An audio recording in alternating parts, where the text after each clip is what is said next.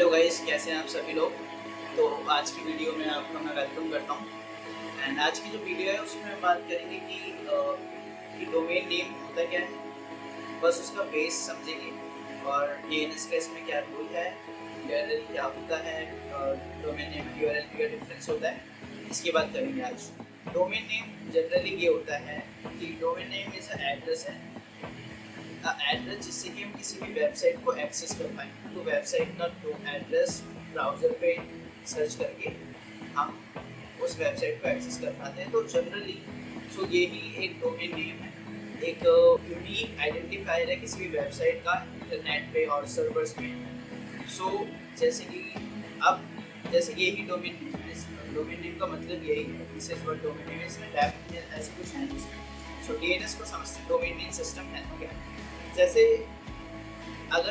मान लो कि मेरा डोमेन नेम है google.com। मैंने ब्राउज़र पे डाला google.com की वेबसाइट एक्सेस करने के लिए। अब क्योंकि जो मैं डाल रहा हूँ तो ह्यूमन रीडेबल टेक्स्ट है। अब क्योंकि जो रिजल्ट जो मुझे दिखाएगा और जो इसको पूरे होल टास्क को प्रोसेस करेगा वो एक एल्गोरिथमिक मशीन है और वो ह्यूमन रिलेटेड टेक्स्ट को नहीं समझती। तो उस टैग्स को आईपी एड्रेस में कन्वर्ट करें और IP address is actually a real domain name. जैसे आईपी एड्रेस आपको पता होगा, राउटर के साथ जो आईपी एड्रेस होता है, तो उस टैग्स को वो उस आईपी एड्रेस में कन्वर्ट करेगी ताकि मशीन समझ पाए और एग्जैक्टली वो मेरे को result that it will redirect me to a website जहाँ पे एग्जैक्टली मैंने जिसका डोमेन नेम मैंने डाला होगा। ये होता है DNS system. This is what DNS system is. अब यूआरएल की बात करते हैं। What is URL? Uniform resource locator. And URL के दो पार्ट्स होते हैं। सबसे पहले तो इसके बात कर लेते हैं कि यूआरएल का एक पार्ट होता है जिसे बोलते हैं प्रोटोकॉल और एक पार्ट होता है पाथ। अब यूआरएल में एडिशनल इंफॉर्मेशन होती है, बिकॉज ऑफ यूआरएल में एडिशनल इंफॉर्मेशन होती है, वो डोमेन नेम से अलग होता है किसी के बेस में। जैसे मान लीजिए nike.com वेबसाइट है। यहाँ पे जो यूआरएल है वो ऐसा होगा जैसे http.nike.com।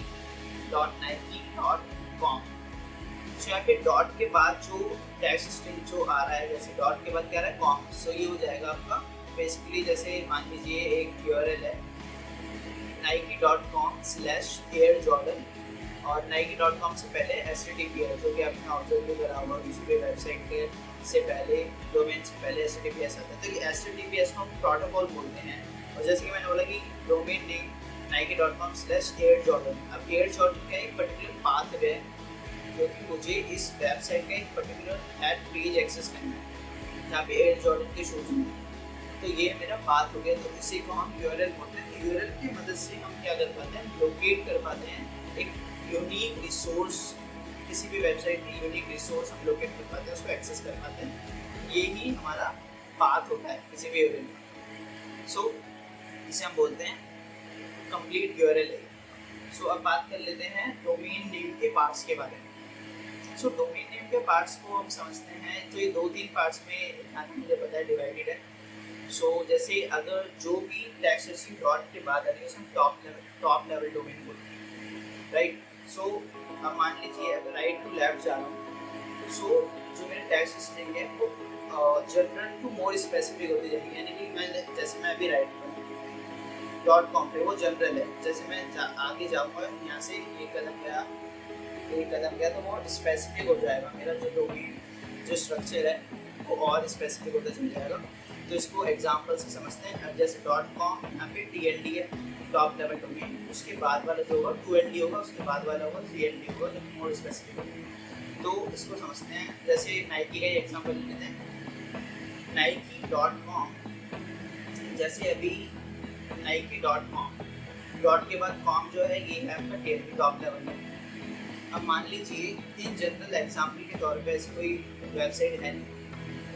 मैं जैसे nike.co.com होता तो .co.com TLD हो गया।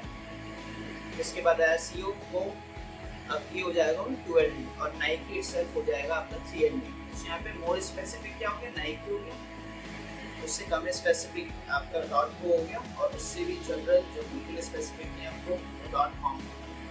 अब एक चीज़ और बताता हूँ आपको, जैसे कि ये जो को है इन जनरली तो मैंने एग्जाम्पल के लिए लिया है। को बेसिकली रेफर करता है किसी की अ डोमेन, ठीक है, जो कि ऑन्ड बाय ऑर्गेनाइजेशन और प्राइवेट एंटिटी।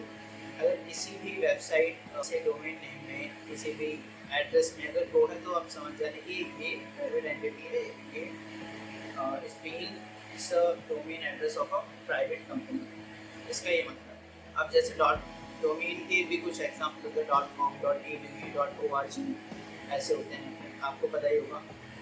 एंड इसमें फिर कंट्री वाइज भी होते हैं, जैसे अमेजोन, जैसे .in इंडिया का हो गया, .uk कंट्री वाइज डोमेन, ऐसे होता है। सो आज की वीडियो मैं होप करता हूँ कि आपको समझ आ गया होगा ये सारी चीज़ें, जनरल बेसिक है। अगर आप अपनी वेबसाइट भी बनाना चाहोगे तो अब आपको पता है कि भाई जनरल चीज़ें ये होती है। तो आपको पता है कि डोमेन नेम ये है, URL ये है, DNS ये है, मैं ये डोमेन को कैसे खरीद सकता हूँ, ये आपको फिगर आउट करना पड़ेगा। मैं इस पर वीडियो बना दूँगा। सो आज की वीडियो के लिए इतना ही। अगर वीडियो पसंद आई हो तो सब्सक्राइब कर देना एंड बाय, टाटा।